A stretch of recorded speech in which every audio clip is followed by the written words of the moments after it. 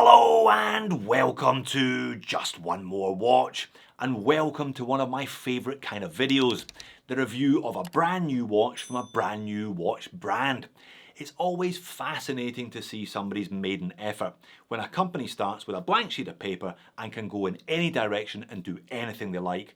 But this is what they chose to make, and this therefore is what they hope that you will buy. Do they rip up the rule book and go radical, or do they play it safe and try and catch the middle of the bell curve? Like I said, fascinating. But today's watch, the Adventure, as much as it's the first watch launched by this particular brand, they're actually a design studio, Monroe Design Studio, who have designed plenty of watches for plenty of other brands in the past. You would think, therefore, that is a huge advantage, and there's no excuse for not hitting it out of the park first time, as they say. But do they? That is what we're about to find out. Now, you saw the pop-up. This video is sponsored by Monroe Design Studio. I will therefore, of course, leave a link to their Kickstarter campaign in the description of the video. It goes live on Tuesday, the 19th of September, so you've got 3 or 4 days to do some research if you are keen on one of these. And it launches at 50% off the RRP. Now, that is a serious discount, and that is why I was so keen to get my hands on this one. It looks cracking value for money then, but the eternal question remains, is it any good? Let's flip the camera and find out. Now, I can't show you the Kickstarter campaign because it hasn't gone live yet. Of course, I'll leave a link though, as mentioned. Let's start with a quick look at the website for some context instead. As you can see, the official launch date is Tuesday the 19th of September. They are very keen for you to sign up here for more details and for notifications of said launch. It's one watch, 6 different colour versions, and there are plenty of pictures of mountains and beaches and far-flung places to remind you what this watch is supposed to be for. 6 versions. There's the Urban Black, kind of a standard black and stainless steel, Deep Sea Blue, half black. The one I've got, the Sunset Orange. There's a Woodland Green, which comes with a green rubber strap and colour match NATO. Urban Black X, which is full black PVD coating, including all of the hardware on the straps, which is great to see. And finally, Arctic White, again black, white and silver in untreated stainless steel. So each watch comes with 2 straps, one nylon NATO, one rubber NATO. They are all limited to 500 pieces each, and the price they quote here, £399, is the RRP. But like I said, there are early birds available for 50% off that price, £199, that's $250 US. You can see what you like about the watch, but you can't knock the value for money. If you can snag an early bird, that is a great deal. And there are a lot of nice touches here. Clearly a lot of thought has gone into this one before it got to this stage. Check the massive box, for example. It's set up to look like some kind of passport, one of the maroon European Union passports, it looks to me. Perhaps this one was designed pre-Brexit. It's so big that it can't fit on the screen at the same time. Where will time take you seems to be the brand's tagline, and when you pop the box, it's all very nicely presented with the head of the watch, the 2 straps, and a little pocket for the warranty card, again embossing of the brand logo, the model name and the tagline once more. So there you go, £199 for what you see here, and it's a 2-year warranty, by the way, which is always good to see, especially from a new brand. So they are really putting it all up front and centre with the passport packaging, and by calling this one the Adventure, and all of those exotic colourway names suggesting travel in far-flung places, this is supposed to be your travel companion. As such, it is a large and robust automatic GMT with the addition of a World Time internal bezel, the sapphire crystal and a ceramic bezel insert so it can take a knock, and there's enough water resistance so you can jump off the side of a boat, just like those attractive people on the website. Dimensions then. Monroe have clearly decided that an adventure watch should be a substantial watch because they've gone for 44mm in diameter, plus I measured it at 13.7mm thick. The distance between the fixed lugs is 51mm. Now that sounds quite large, I guess it is quite large, but where they are located is very much to the advantage of the fit, so it's not too bad. You'll see it on wrist shortly. Those fixed lugs take 20mm straps, and as supplied on the rubber, it weighs in at 115 grams. Nylon will probably shave 5 off that. 100 meters of water resistance is going to be plenty for whatever adventures you have, other than saturation diving, of course. Glass is flat sapphire crystal, and the movement is a Seiko NH34. It's a closed case back so you can't see it. 24 jewel hacking and hand winding auto by Seiko. If you are travelling the globe, it should be reliable and robust. Just make sure you adjust the time once a week, because the accuracy from the factory can be variable. Monroe are a UK based brand, and the watch is definitely UK centric because on the screw down stainless steel caseback there is a reminder of the months where British summertime applies and the months where it does not apply. The case finish is shiny. All high polish, no brush anywhere. The bezel has that kind of cyclonic angled grooves, and the whole case profile bowls up from the bottom to top, meaning there's a relatively small contact patch with your wrist, but quite a large watch head above it. I do like their logo. It's an M in an inverted teardrop with some pinstripes looking almost like wings. It features on both of the large 7.6mm crowns and appears to be paint filled on both of the crowns as well.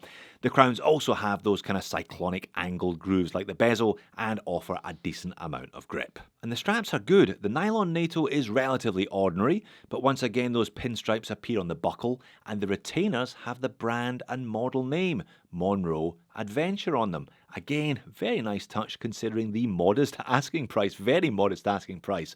There's a stitched leather section around the holes, which should mean that this NATO lasts longer than your average NATO does. My pick is the rubber though. Again, the hardware is very similar. There's the wings on the buckle and the brand name and model name on the two retainers. Plus you have the Monroe logo stamped into the very tip, and on the back the tagline appears again, "Where will time take you?" This is next level attention to detail from a company launching its first watch. It really is, and this is good quality rubber. It's very comfortable on wrist. Dial and hands. Well, let me show you one more neat touch. You see those circles on both of the hour and the minute hand, with the one on the minute hand being skeletonized in the center? If I roll the hands around so they overlap, you can see those two circles overlap perfectly. I've seen similar things elsewhere from the likes of Tuseno. Regardless, this is a very neat piece of design. The rest of the dial and handset are more traditional. We have applied high polished silver surrounded indices tapering in towards the handset that tapers in to meet them. Everything else is just printed on. The logo features prominently above the pinion, and 3 lines of text: Adventure, Automatic, and the depth rating beneath the pinion. There's a printed minute track in white and an unframed date complication at the 3 with the merest of bevels around it. The angled internal chapter ring / bezel features the usual selection of world cities printed in black. When used in combination with the external GMT bezel, you can work out the time differences between these major cities. These days though, it's probably more a design feature than something most people will use, but it just reinforces that this is supposed to be a watch for travel and indeed adventure. We've already had a look at the hour and minute hands. The GMT hand is pretty simple with a loomed teardrop tip. The second hand is even more simple, all high poly silver, no loom on that one. Because of the fairly thick external and fairly thick internal bezels, it's a big watch that doesn't have a particularly big dial, but it is still big enough to be legible. There is some loom on the dial and the hands, and the ceramic bezel is fully loomed. They've gone for bicolour, as you can see here. There's a mixture of blue and green. Looks a little bit patchy initially, and when I turn the speed up it does fade before the end of the test, particularly those indices. They pretty much vanish. Now this is a prototype. I'm not sure if it's something they will be working on for production units or not, but yeah, an extra couple of layers on those indices would not go amiss. Let's get this big boy on wrist then. It is a big boy, especially because of the double pass straps. Now I prefer the rubber over the nylon because it offers a closer fit with a little bit of stretch built in. I did say don't worry about the lug to lug length. Because those fixed lugs sit considerably south of the watch case, it shortens their effective length considerably. 44 is a bit of a chunky monkey in today's market though. I used to wear a 44 as a daily from 2010 to 2015, but that one was much slimmer than this one and had hidden lugs, so the fit was quite different. There are no shortage of people though who like this chunky style. It looks like Monroe are aiming to find 3,000 of them to buy their 3,000 adventures. There's a lot going on with the wrist roll because of the high polished ceramic bezel and the high polished everything really. There's no brush anywhere on this one. There are no shortage of elements to catch the light therefore. And that's the pocket shot. It's a little larger than my personal sweet spot of 38 to 42, but there's no reason why I couldn't wear this one. Again, here you can see the light play from the combination of flat sapphire and shiny ceramic bezel insert. Alright, moans and niggles. I talked in the intro about the bell curve.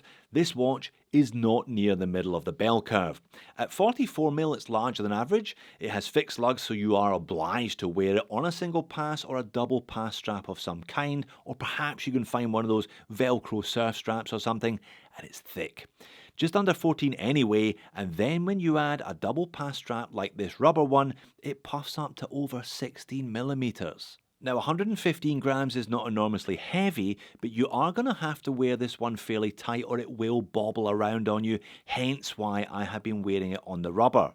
The bezel is 120 click unidirectional rather than GMT style bidirectional. I guess that was a cost saving measure, and I kind of forgive them that one because if you can pick up one of these for £199, that is pretty cheap. The bezel's a bit springy though. There's definitely some bounce as you can see, and because it's high polish, it's not massively easy to grip. Probably more a problem on a dive watch though than this travel watch. Now this is a prototype, but they will have to do something about the second crown that operates the world time bezel. It pops in and out by half a mil. It's not screw down, it just pops in and out again, as you can see here. But there are some nice touches as discussed. Have a look at this wrist roll. If you size it right, you can get the logo on the tip of the NATO to appear just beyond the loom triangle. I'm not sure if that was intentional or not, but it does look cool regardless. But I'm not sure I would describe the design as cohesive. There are a lot of disparate elements, but do they come together as a unified whole? You tell me, you leave me a comment. I talked earlier about the relatively small dial, meaning you get a relatively small handset. The hour hand looks fine in isolation, but when you look at it in context of the entire watch, it's pretty small. I'm just not quite sure that this one is as well proportioned as it could be.